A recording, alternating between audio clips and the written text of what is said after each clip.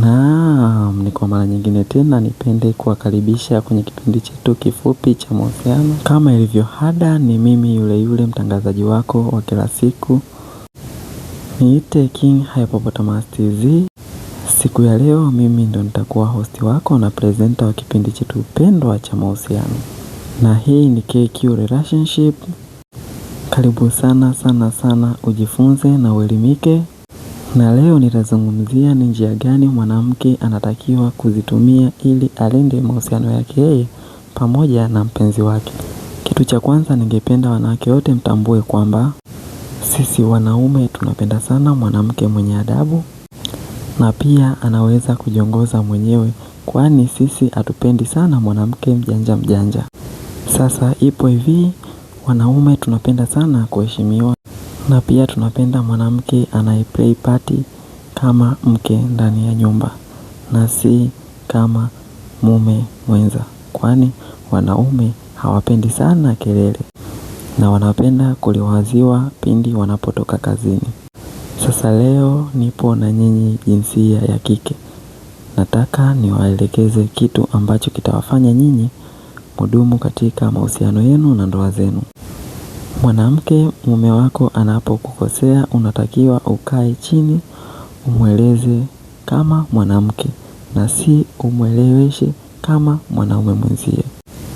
Yaani namaanisha hivi, unatakiwa ukae kwa upole kisha umwambie mume wangu umekosea hivi na hivi na hivi.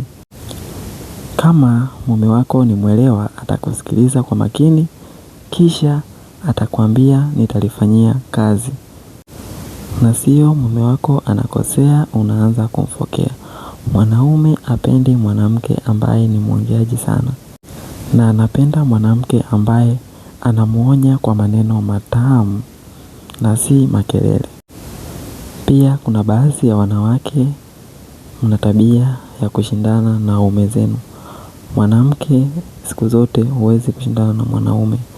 Sisi wanaume tunapenda sana mwanamke ambaye ni mtulivu. Mfano, mwanamke umemkosea mume wako, amekuadhibu aidha kwa kukupiga kibao. Unachotakiwa ni kufanya hivi. Kwanza kabisa unakuwa mpole, kisha unamwambia mume wangu nisamehe, nimekukosea sana.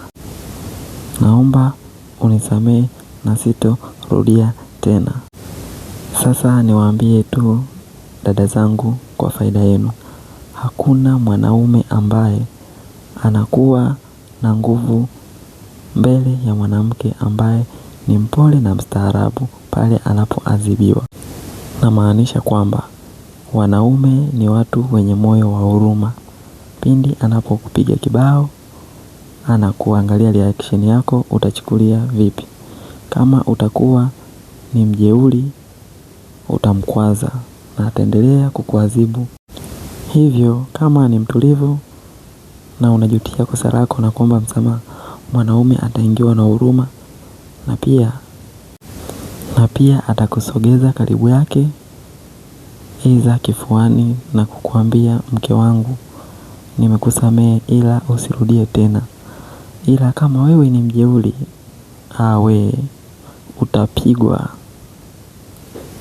utapigwa. Nawafundisha upole akina dada, muwe wapole kwa waume zenu. Mwanamke asifiwi ujeuri. Mwanaume siku zote hawezi kuvumilia mwanamke ambaye ni mjeuri. Hiyo haiwezi kutokea hapa chini ya dunia. Kama mume wako ni mtu shababi, hawezi kuvumilia kamwe.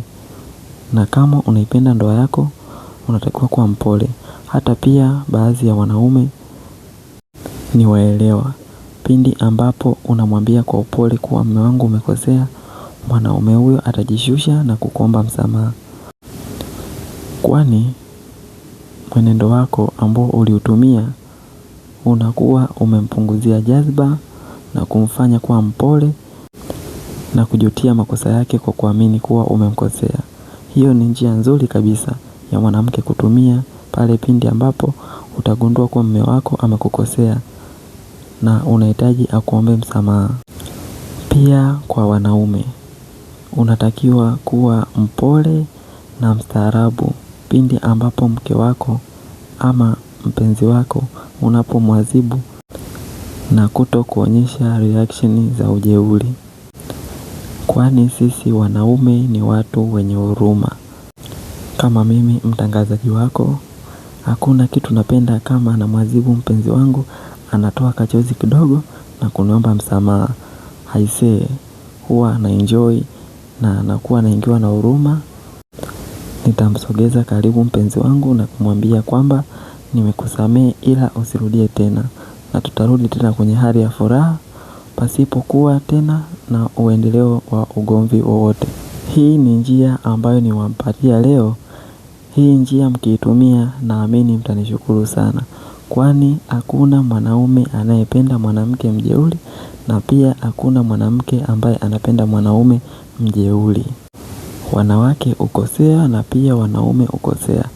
Hivyo sote tunatakiwa kuombana misamaha na si kuwa wababe pindi ambapo tunakuwa tunaadhibiwa kwa makosa ambayo tumeyafanya.